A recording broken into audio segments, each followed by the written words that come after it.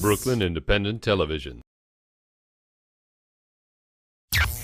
Hey, it's a big But borough. will Brooklyn really go for Why it? don't we just agree to disagree? Yeah, that's really gonna fly in Well, that's a Brooklyn. good question. No. Listen. That's exactly the point I wanted to make. The NYCHA operation is like an onion. The more you peel back, the more you want to cry. The financials in their draft plan set against the backdrop of ineffectiveness by NYCHA leadership is a recipe for disaster. And those who feel the brunt of the pain are the residents. These are serious questions and demand serious, comprehensive answers. That's a quote from City Comptroller John Liu, who is testifying at a NYCHA finance hearing. And this is Intersect. And today, we're talking the New York City Housing Authority. I'm joined by Valery Jean, the Executive Director of Families United for Racial and Economic Equality, FUREE, and Michael Weisberg, a co-unit director in the Housing Law Unit at South Brooklyn Legal Services.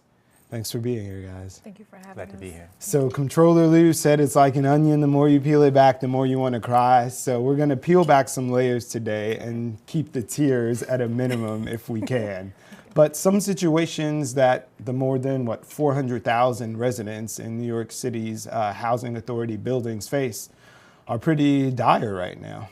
Absolutely. The conditions range everything from the shortfall of NYCHA's budgets to mismanagement of those funds to most definitely just the enormous amounts of disrepair that have been occurring in NYCHA developments over time.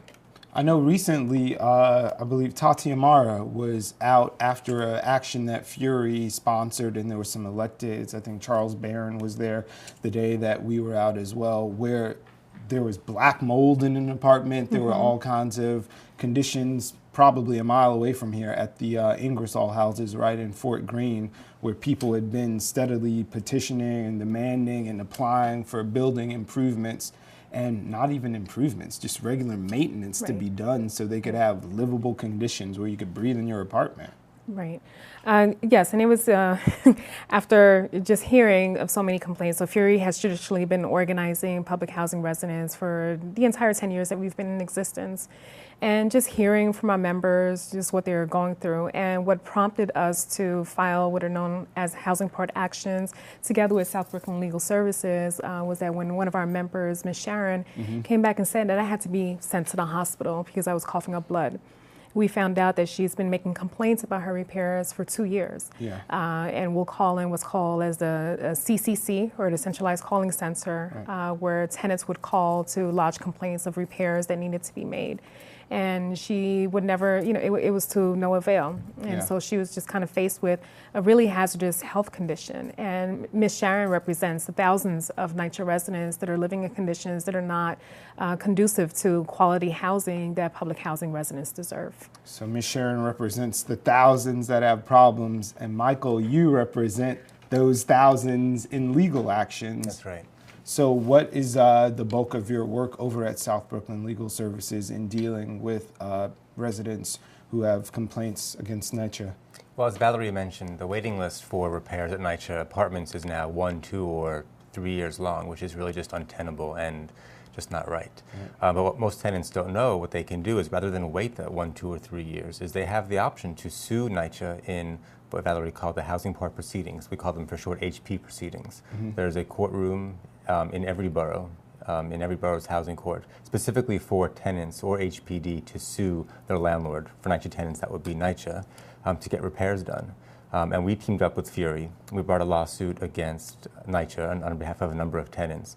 And within a matter of days, I believe, they started working on the repairs for those apartments. And we're not talking about my faucet in the bathroom leaks, which is bad enough, or they got this rickety floorboard or something. These are substantial, sort of life-altering, potentially problems. I think we're talking about those things which take a long time, but also, lead, well, probably not lead paint, but mold. Mold is certainly a huge problem. Talking about elevator repair, people have problems with elevators. So things that really affect your daily life and that affect your health and safety. So during this hearing that was about their fiscal year that's coming up, NYCHA has to sort of have some level of transparency, at least with the city's chief financial officer who's going over the books. There were a number of things that that Controller Liu found to be sort of negligent in NYCHA's plans for getting their financials in order. Oh, yeah. And one thing that's been getting a lot of play is the security cameras issue. Right. So the security cameras issue is part of a major, what we're seeing, what we feel is like mismanagement, right, of NYCHA's capital expense funds. The security cameras are definitely needed, but it's also like, what is the larger kind of like protection services for residents? And what advocates and other organizing groups such as FUREE have been founding is that, under a special memorandum of understanding that the city's housing authority has with the New York Police Department, they pay out about $75 million per year for police services that other landlords access for free under the city's Clean Halls program.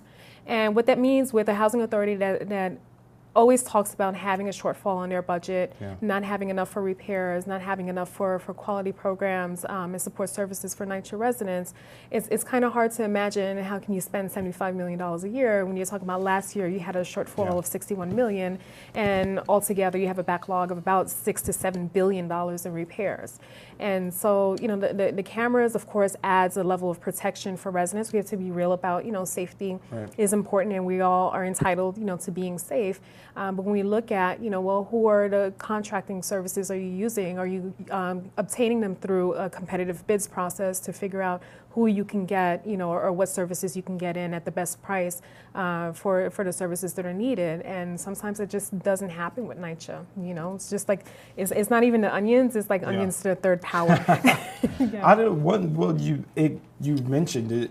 And I think it's something that gets lost, and I didn't even realize until a little while ago that NYCHA does have a separate contract with the police department of the city of New York where they pay for policing. Right. And like you said, a service that other sort of taxpayers or people who are residents in the city take for granted, and you dial them up and they're there. It's something that NYCHA pays a substantial amount of money for every year. So even coming from a legal standpoint as a layperson, it seems maybe they're not getting the best end of that contract. If there's so much crime there, maybe those contracts should be re-examined to see if the juice is worth the squeeze, essentially. I think that's right, and certainly $75 million can go to something that is also needed, getting back to the repair issues. I mean, one of the reasons that there is such a long waiting list to have repairs done is because NYCHA does not have the funds to do it.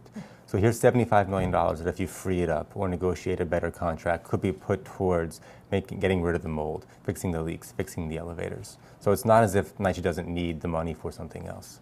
So one other thing that has sort of been in the news lately is NYCHA's plan to raise rents for some residents of public housing to a level where they think it would be on parity with 30% of their income.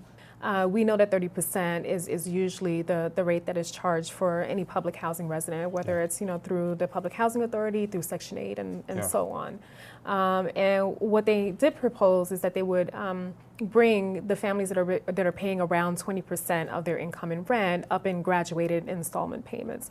But that doesn't mean that, particularly in this economy, in this recession, that, people have that extra money laying around. Right.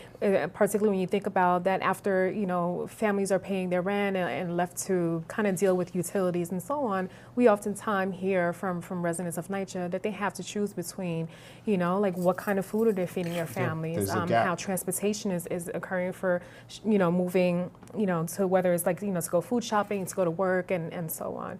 And just to backtrack too, I think, one common misconception about NYCHA residents is that somehow NYCHA is free. Every tenant that's there pays rent. They have to pay towards rent. And, and we at FUREE want to make that really clear that they are tenants and have rights just like any other tenant in the city do. But definitely NYCHA cannot make assumptions about here or what families are going through, particularly when they're not even adhering to Section 3 policies. When I mentioned before that NYCHA pays about $75 million a year to the police department, it took organizations such as FUREE, Good Old Lower East Side, and Community Voices Heard to get the Housing and Urban Development, HUD, to send a determination letter to NYCHA and say, well, yeah, that money is subject to a program known as Section 3, which calls for the hiring of residents, for with about 30% of that money. And so when you've hired less than 200 people over that period of time that you've been receiving $75 million, like how can you also say, raising rent is not a big issue for families? They have to get better at helping families to be sustainable too. So Michael, is there a sort of a typical complaint that you guys see more at South Brooklyn Legal where that is where we should put our thrust, or is it a pretty varied sort of set of variables that you guys deal with when taking legal action? Well, of course it's varied, but one thing that we do see quite often is people who come to us who say that their rent is too high because their income has changed. NYCHA tenants' rent is based on their income. How often is that reviewed? Well, it's reviewed yearly. Okay. However, if the tenant's income does change interimly, then they are required to report it. NYCHA is required to make the adjustment. Right. And time again, we have tenants coming to us that say, my brother moved out, his income is no longer being factored into my household, but my rent didn't change. Or I was laid off, I now get unemployment benefits, but my rent didn't change. Right. And so in many facets of its administration, we see what I would call incompetence in terms of how the program is administered. And so it's not between that and the economic times that we're living in, it doesn't seem like the right time to force through a rent increase. Well, I actually, in my pocket here, we were in touch with the people at NYCHA and asked them to send a representative, and although they spent a lot of money on some consulting firms and trying to scrub their public image, they couldn't manage to get anyone to our studio today, but I did get a statement from the NYCHA people and said, to serve more families in need, NYCHA must maximize its limited resources to full capacity and consider changes to policies that will ensure a more equitable use of public housing and assets.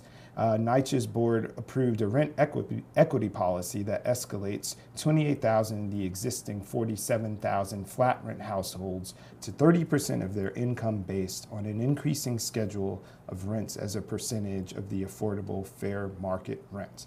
So that's a statement that NYCHA shared with us when we asked about the rent increases. But outside of the rent increases, there's also safety issues that we talked about.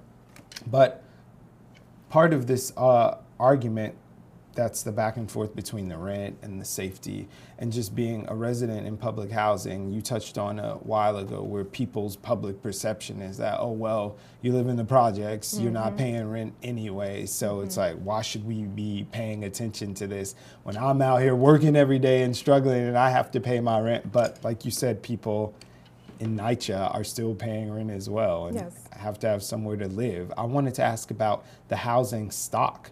What are the roles like? Are there people still trying to get into NYCHA housing and having a difficult time? Yes, I mean, particularly in the city right now, we're facing just this major housing crisis, right? Just like any other city throughout the United States. And when you have an administration, and not just in the New York City Housing Authority, but you're also looking at the New York City administration under Mayor Bloomberg, where it seems like, there's been a lot of attention to what they call affordable housing. Okay, we got the Barclays Center coming. It's going to have affordable housing. Yeah, well, it's affordable housing if you're in a family of four and you're making about $71,000 a year. Yeah.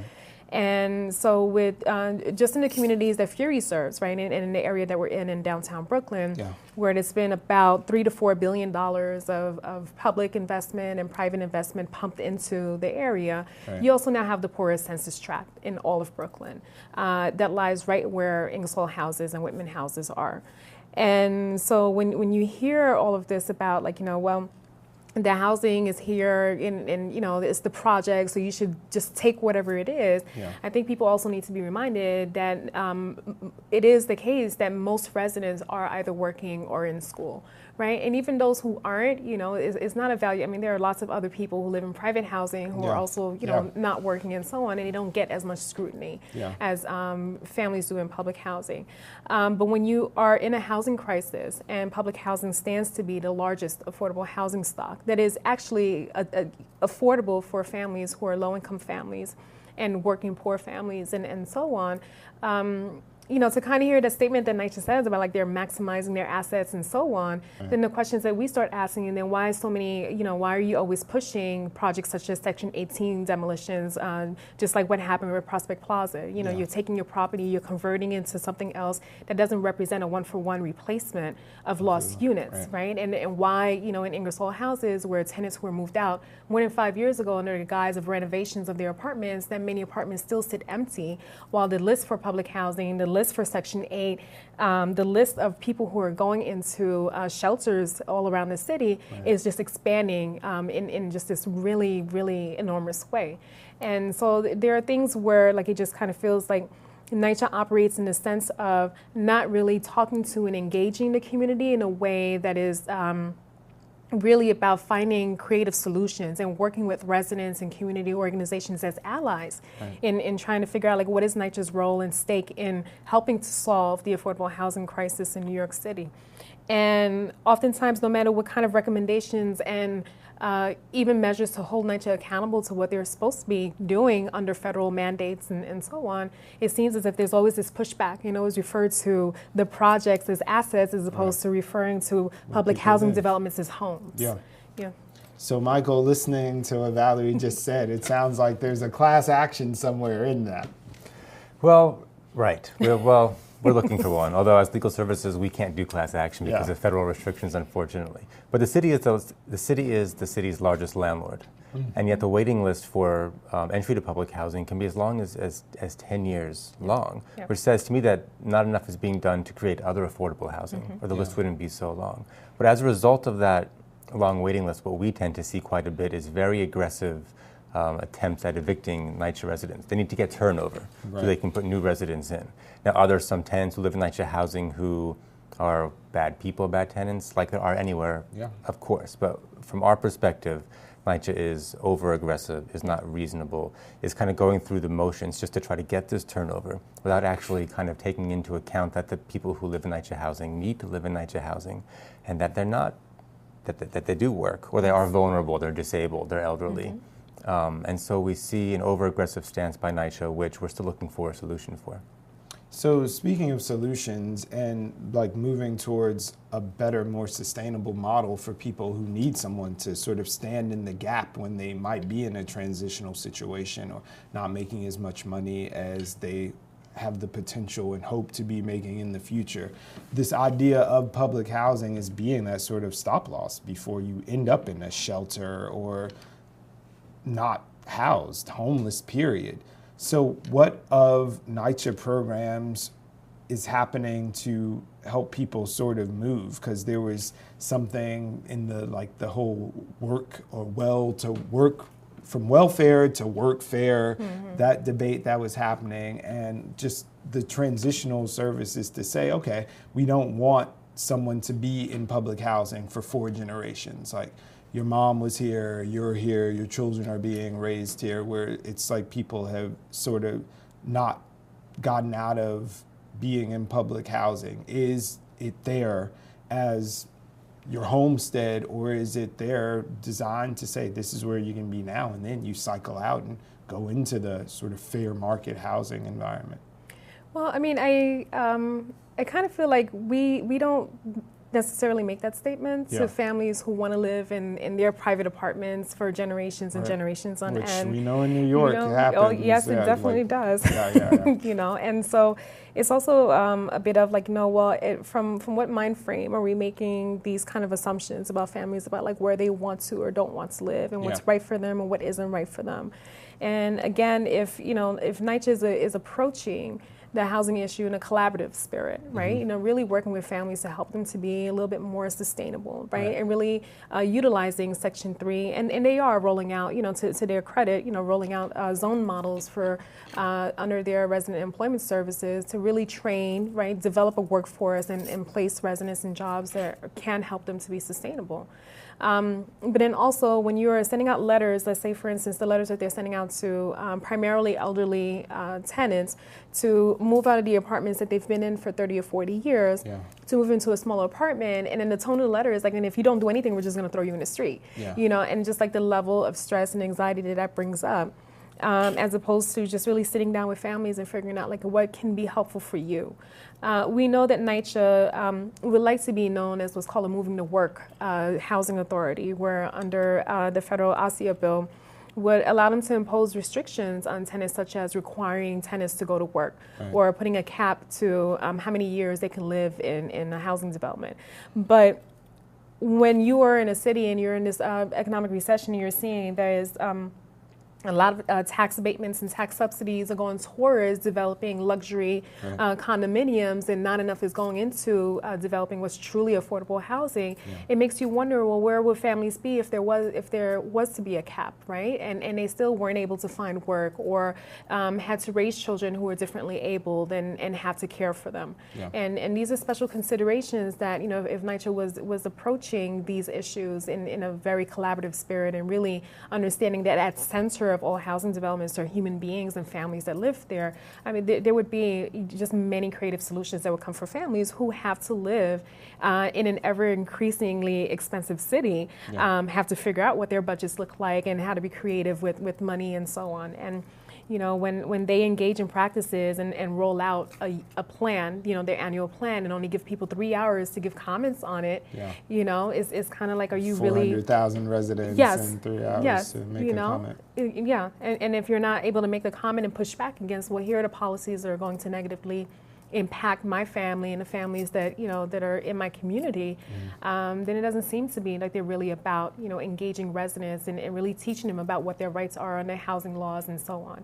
Right now, NYCHA sits on about $15 million in federal TPA, which stands for Tenant Participation Activity Funds, right, that they barely use, and these are monies that should be used to engage residents in a very intensive way, so that they're giving, the recommendations and the pushback that is necessary to preserve homes. Well, it was a very valid point. I'm sure, Michael, you're in the court a lot. You can probably see the halls would be out to the street if every person who was in a rent-controlled apartment that their grandmother lived in, that they're paying a rate less than someone who's in NYCHA housing for these apartments on the Upper East Side or anywhere else. If those apartments were threatened or say, well, you've been here for 3 generations and your grandma's long dead and you're still paying $200 a month, there'd be blood in the streets sort of thing if you try to get those apartments away. Well, not that landlords aren't trying. We do have tenants coming into us who are in that situation, and they're very valuable apartments for the landlord, and the landlords are certainly in court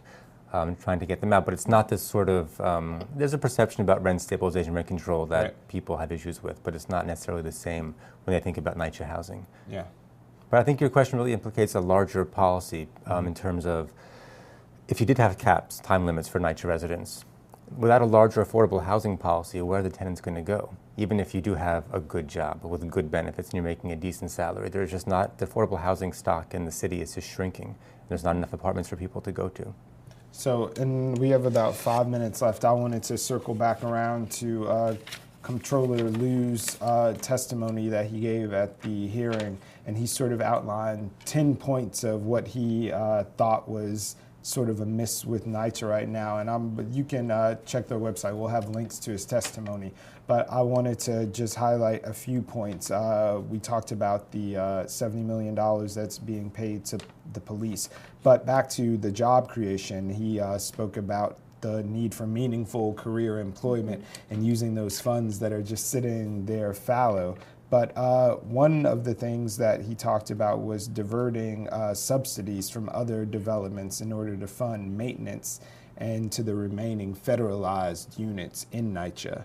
So there's a long list of things that could be done, but in your eyes, when you guys are meeting people every day who are living in NYCHA and have concerns and just hopes for where they'd like to see their communities going, what should be on the list of priorities with NYCHA sitting there saying this is how we're moving forward fiscally for the next year? Well, not to be too touchy-feely, but to bounce off something that Valerie mentioned before, I think that NYCHA needs to have a less adversarial relationship with its residents.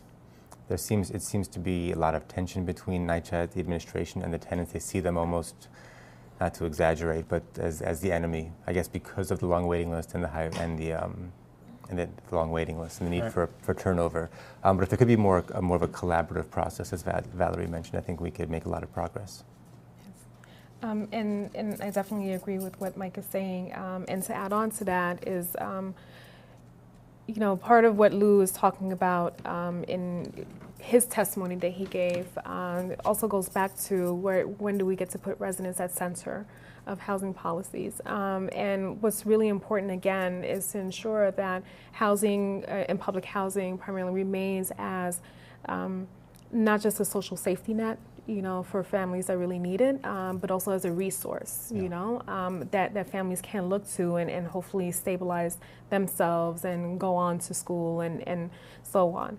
And I think one of the things that need to be at center is really following, what the federal government calls for tenant participation in recommendations that NYCHA make that will severely impact public housing developments. And so there's not a need for new laws or restrictions or guidelines if we simply would follow the ones that are already in place with the monies that are already sitting there. Well, I mean, there would always need to be new laws and guidelines and policies because the political and the economic context of what you're operating are always going to change.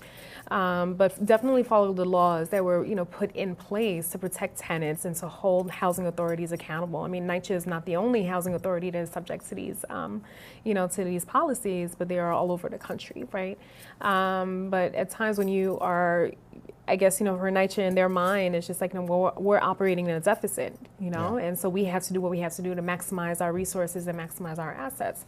And we're like, if that's the case, then why not support residents' ability to be sustainable? And if you're going to charge 30% of income anyway, wouldn't it make sense that you're charging 30% of income of residents who are making a little bit more money? Let the people know how they can contact you if they have questions or feel like they'd like to take some sort of action or just find out what their rights are legally. Yeah, well, every Tuesday and Thursday mornings from 9:30 to 11:30 a.m. we have a hotline staffed by an attorney, sometimes more than one. The number is 718-237-5559, or tenants can go to our website, which is www.sbls.southbrooklynlegalservices.org. And Valerie, how can they get in touch with FUREE? Sure. FUREE can be reached by calling 718-852-2960.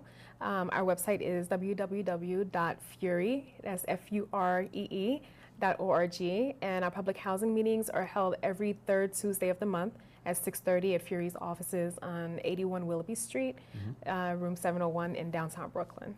All right, so they had it there. I'd like to thank my guest, Valery Jean, FUREE Executive Director, and Michael Weisberg from South Brooklyn Legal Services. Thanks for watching Intersect. We'll see you next time. Thank Bye you. now.